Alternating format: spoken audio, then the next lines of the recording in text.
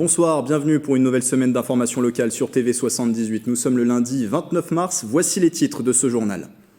C'est la question sur toutes les lèvres, faut-il fermer les écoles face à la troisième vague de Covid-19 ? 28 classes ont été fermées dernièrement dans les Yvelines. Le protocole sanitaire a été renforcé par l'Éducation nationale. Le syndicat FSU 78, lui, appelle à la grève pour dénoncer un protocole qui n'est pas en accord avec la situation épidémique. Invité la députée des Yvelines Béatrice Piron et Bertrand Mesure, co-secrétaire du SNU IPP FSU 78.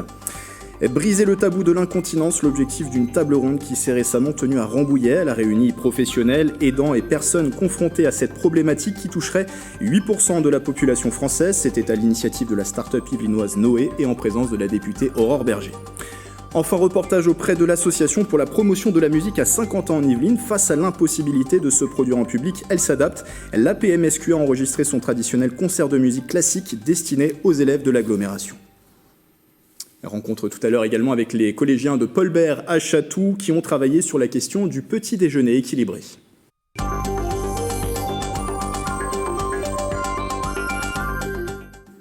Semaine décisive sur la question du Covid-19, le pic de la deuxième vague de l'épidémie est quasiment atteint. Y aura-t-il un nouveau tour de vis des mesures actuelles alors que les Yvelines, tout comme l'Île-de-France, sont placées sous la mesure du confinement depuis plus d'une semaine ?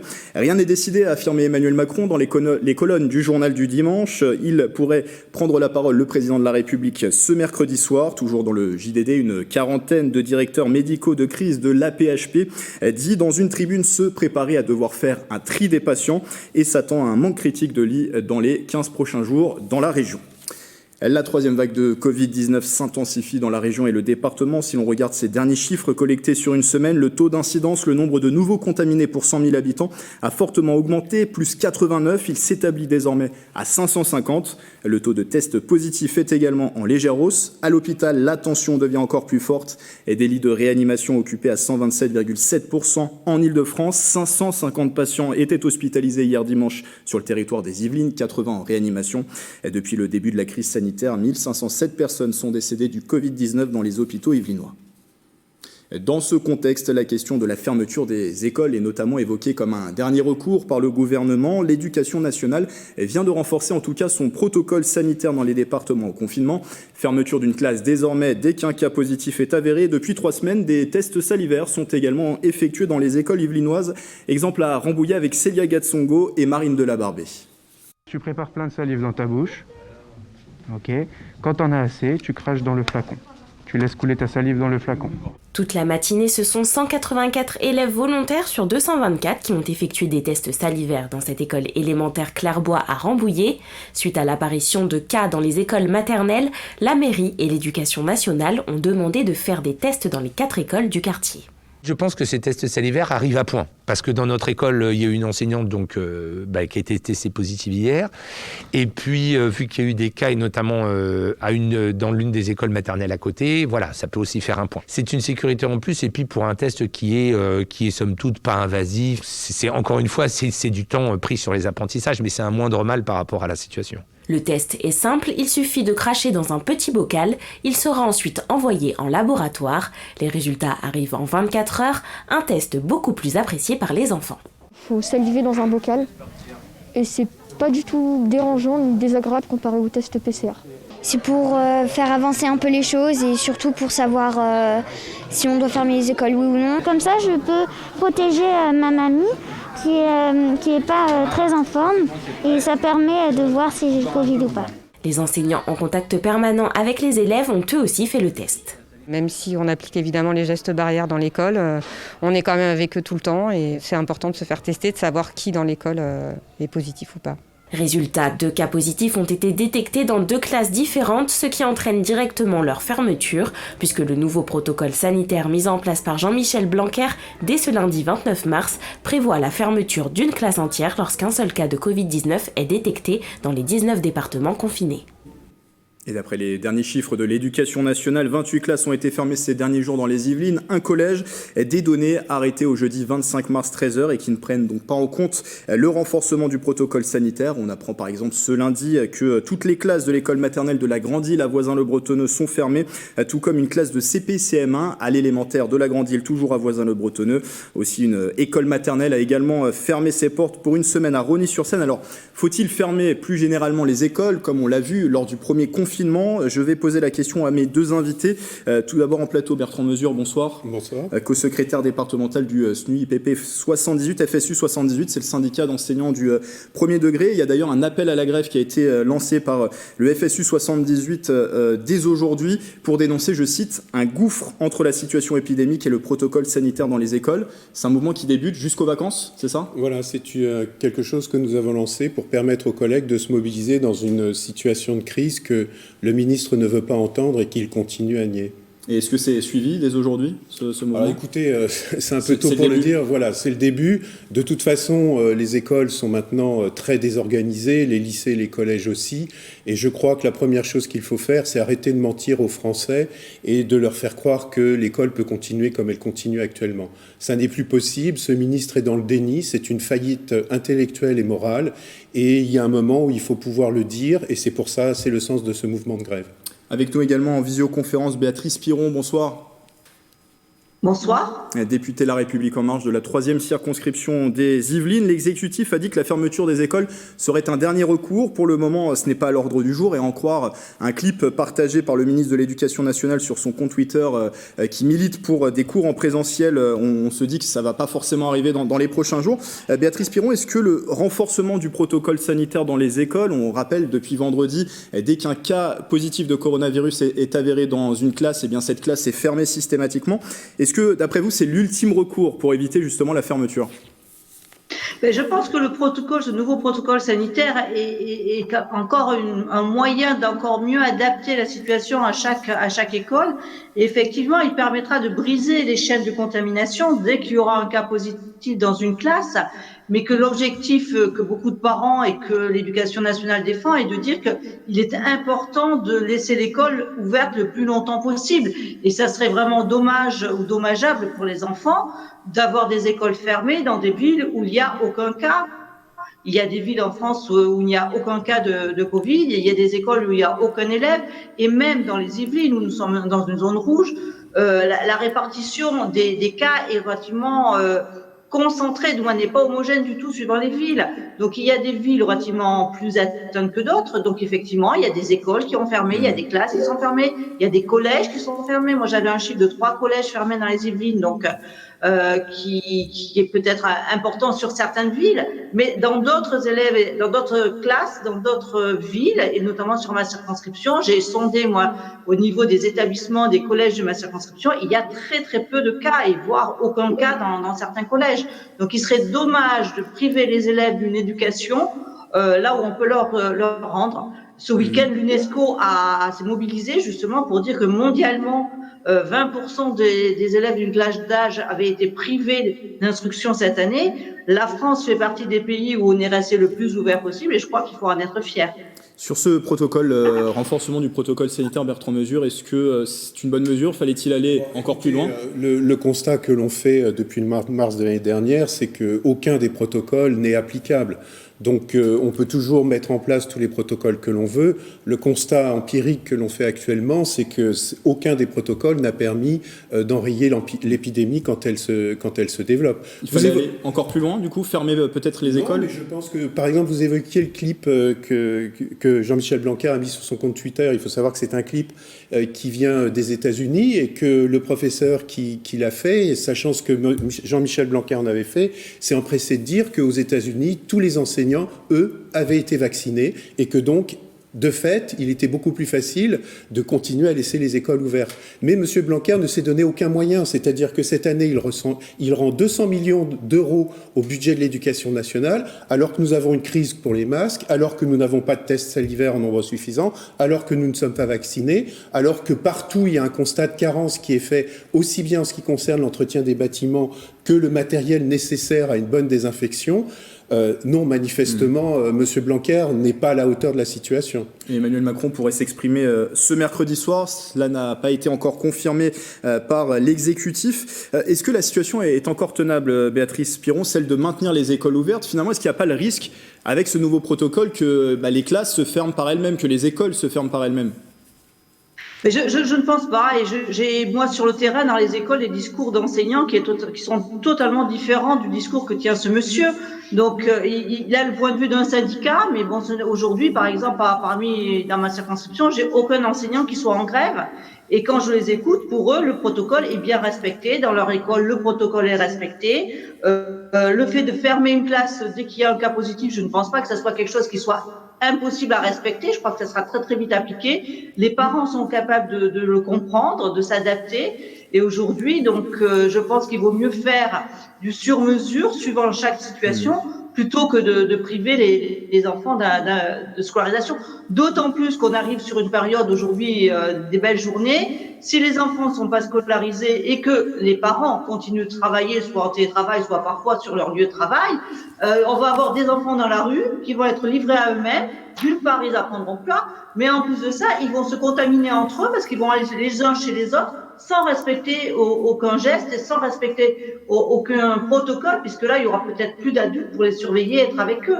Donc, je pense qu'on a déjà constaté que pendant les vacances scolaires, des fois, le taux de contamination des enfants réaugmentait parce qu'ils se réunissaient entre eux. Je pense qu'il y a moins de risques en les laissant à l'école s'ils sont pas déjà contaminés qu'en les laissant dans la rue. Dernière chose, puisqu'on arrive déjà à la fin de cet entretien, les solutions justement pour maintenir les classes ouvertes. On a parlé énormément de la vaccination des enseignants dernièrement, Bertrand Mesure, qui est promise par le gouvernement dès la mi-avril. Vous parliez aussi de la campagne de tests salivaires qui, à votre sens, n'est pas encore assez développée. Elle est ridicule. Si on prend par exemple la situation des Yvelines, ça représente 7500 tests salivaires pour les Yvelines, qui doit scolariser à peu près 250 000 élèves en plus de avec leurs professeurs. C'est absolument ridicule. Quand on voit qu'en Autriche, les parents ont la possibilité de tester chez eux avec des tests salivaires qui sont distribués dans les écoles 2 fois par semaine, là, il s'agit d'une mesurette qui permet à Jean-Michel Blanquer de faire croire qu'il se fait quelque chose pour tester les personnels et les enfants, alors que ça n'est absolument pas le cas. Et la vaccination des enseignants ? La vaccination des enseignants, c'est pareil. La vaccination des enseignants, elle aura au mieux lieu, je suis prêt à prendre le pari, au mois de juin, c'est-à-dire bien trop tard pour la fin de l'année. On termine avec vous, Béatrice Piron. Ce sont 2 solutions. L'intensification peut-être des tests salivaires dans les écoles et la mise en place de cette campagne de vaccination pour les enseignants. L'exécutif la promettait dès mi-avril, même si Bertrand Mesure dit que ce ne sera pas forcément tenable. Plus d'1,4 million de doses qui arrivent mi-avril réservées pour les enseignants. Je pense que les enseignants seront rapidement vaccinés, surtout tous les volontaires. Et je vois pas pourquoi on serait négatif à l'avance. Jusqu'à présent, on a respecté notre plan à quelques pourcentages près de vaccination. On avait dit qu'on serait aux alentours de 10 millions mi-avril. Je pense qu'on est très proche d'y être puisqu'on est déjà à 8 millions et qu'aujourd'hui le rythme est quand même bien plus rapide qu'au début. Donc moi, j'ai positive, je suis optimiste et je crois qu'on fait des tests salivaires, on n'en faisait pas il y a quelques mois et ça c'est un plus. Peut-être que d'ici quelques semaines, mois, on pourra faire des autotests à domicile. Plus on fait de tests, mieux c'est, je suis d'accord. Mais si aujourd'hui on détecte à peu près une centaine de cas d'enfants donc qui sont positifs tous les jours dans les Yvelines, c'est bien parce qu'on fait des tests, sinon on les détecterait pas. Et ça représente moins d'1% des élèves testés. Donc c'est pas quand même une contagion très très importante. Merci à vous deux d'être venus en parlant en plateau. Béatrice Piron par visioconférence, députée de la 3e circonscription des Yvelines, et merci à Bertrand Mesure, co-secrétaire du SNU IPP FSU 78 sur cette question de la fermeture ou non des classes et des écoles. Nous devrions en savoir plus cette semaine. Je vous le disais, Emmanuel Macron pourrait prendre la parole mercredi soir. L'information n'a pas encore été confirmée.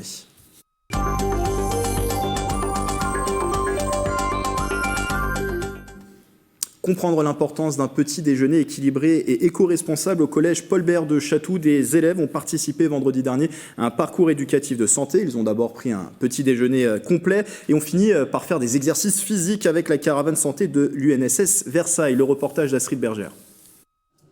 Un petit déjeuner sain, un corps sain et une planète saine. Vendredi 26 mars, des élèves de 5e du collège Paul Bert de Chatou ont participé à un parcours éducatif de santé qui allie plusieurs disciplines. L'anglais, les SVT, la physique, chimie et le sport. Et la matinée a commencé par un petit déjeuner équilibré. Aujourd'hui, j'ai pris un pain au chocolat, un kiwi bio, du jus de pomme bio, de la pâte à tartiner bio avec des crêpes. Les crêpes aussi, elles sont bio. Et du lait au chocolat. Chaque élève a pu composer son petit déjeuner. Pour avoir un aliment, il fallait le demander en anglais. Et les collégiens ont bien compris qu'on pouvait se faire plaisir en mangeant équilibré et en respectant la planète. Là, je trouve que c'est bien, comme ça nous apprend à bien manger et à prendre le temps de bien choisir ses aliments et de bien manger parce que c'est important pour la santé. La rectrice de l'Académie de Versailles a rencontré les collégiens. Ils ont présenté des expériences de physique-chimie et ont fait goûter une pâte à tartiner maison. La matinée s'est conclue par du sport. On fait faire un parcours qui a été construit avec des médecins dans une salle de sport. Donc il y a des tests de force, des tests d'endurance, des tests respiratoires. Et cela permet de faire prendre conscience aux jeunes de l'importance de toutes ces données. Ces exercices de sport permettent entre autres de repérer les élèves en difficulté. Sur tous les tests que nous avons faits, il y a à peu près 25% de jeunes qui ont besoin de redynamiser leur activité de santé et pour lesquels il faut qu'on fasse le lien avec l'infirmière, l'enseignant de PS qui va pouvoir apporter des réponses plus personnalisées aux résultats de ces tests. La caravane santé de l'UNSS Versailles a été lancée à la rentrée 2020 et a déjà touché 5000 élèves dans l'académie.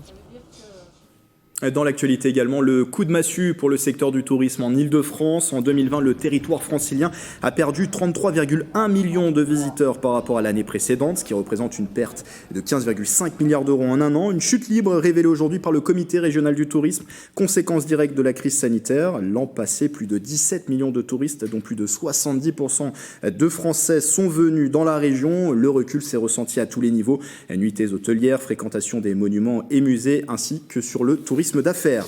La mobilisation des conducteurs du réseau Skibus, les syndicats CGT et UNSA des cars Perrier qui exploitent 60% du réseau ont déposé 2 préavis de grève, mouvement déclenché suite à l'échec des négociations annuelles obligatoires. Les syndicats demandent notamment une hausse salariale, 1,5% pour l'UNSA, 2,5% pour la CGT et une prime Covid, et des demandes non acceptées par la direction qui était prête à prévoir une augmentation de 0,5%. La grève est donc déclenchée, les préavis courent jusqu'au 31 décembre. Si les revendications ne sont pas entendues, les syndicats annonce que le mouvement est suivi par 87% des conducteurs du réseau. Skibus confirmait en revanche aujourd'hui qu'une dizaine de lignes circulaient normalement ce lundi. Restez informés sur le site qui s'affiche en bas de l'écran, skibus.fr. En France, 8% de la population souffrirait d'incontinence. Face à ce constat et au manque d'accompagnement, la start-up yvelinoise Noé a décidé d'organiser une table ronde sur le sujet. L'événement s'est déroulé à la résidence Les Jardins de l'Arcadie à Rambouillet. C'était vendredi dernier. Les précisions dans ce sujet de Justine Brasier. Une table ronde pour briser le tabou de l'incontinence. À l'origine de l'événement, la start-up Noé a réuni la députée Aurore Berger, des professionnels, des aidants et des personnes confrontées à ce mal. Objectif, récolter des témoignages pour en apprendre davantage et trouver des solutions. Je vous parlerai de la situation de notre fils Julian, qui est en situation de polyhandicap. On a eu des témoignages aujourd'hui qui sont bouleversants d'une maman d'un enfant polyhandicapé de 10 ans dont on voit les douleurs au quotidien, les difficultés, une fille d'une maman de 93 ans qui l'accompagne au quotidien et puis toutes les personnes aides-soignantes, auxiliaires de vie, infirmières qui évidemment accompagnent et interviennent. Donc non seulement ça concerne beaucoup de personnes, mais on parle vraiment de la dignité humaine. En France, 11 millions d'aidants sont concernés pour leurs proches. Ils font face à un manque d'informations. D'une part pour nous les aidants et de façon générale le grand public et pas du tout de formation du personnel, que ce soit en hôpital, que ce soit au niveau des auxiliaires de vie à domicile. Pourtant, si ce mal reste encore tabou aujourd'hui, une incontinence mal accompagnée peut engendrer de nombreux problèmes. Il y a de l'isolement social, il y a des risques de chute à domicile, il y a des pertes financières et il y a des risques de retour aux urgences également dans les hôpitaux. Donc il faut prendre ce sujet très au sérieux. La start-up Noé s'est donc spécialisée dans l'accompagnement personnalisé des personnes incontinentes à domicile. Plusieurs solutions ont été développées. On va leur rendre visite à domicile, nous allons créer un lien social et nous allons calculer leur calendrier mictionnel pour définir quel type de protection pour le jour et pour la nuit seront adaptés à leur cas particulier. La start-up sortira prochainement une application mobile pour mieux accompagner les patients. Est-ce que vous pouvez nous raconter un peu ? Clap de fin pour le SIDAction 2021, l'événement de lutte contre le sida qui se tenait ce week-end. En France, 171 000 personnes vivent avec le VIH. En plein contexte de crise sanitaire, le bilan est bon. Près de 4,5 millions d'euros de promesses de dons pour cette édition, chiffre proche du record de 2019 qui avait dépassé les 4,5 millions. Et même si le SIDAction est terminé, les dons restent possibles par téléphone jusqu'au 7 avril. C'est au 110. Toute l'année, les dons peuvent se faire également via le www.sidaction.org ou par SMS envoyé dons au 92 110 pour donner 5 €. Un mot de culture avant de vous laisser. L'association pour la promotion de la musique à Saint-Quentin en Yvelines s'adapte avec la crise sanitaire. Elle a enregistré en vidéo son traditionnel concert de musique classique destiné aux élèves de l'agglomération. Éléonore Sinoquet et Matteo Luxero.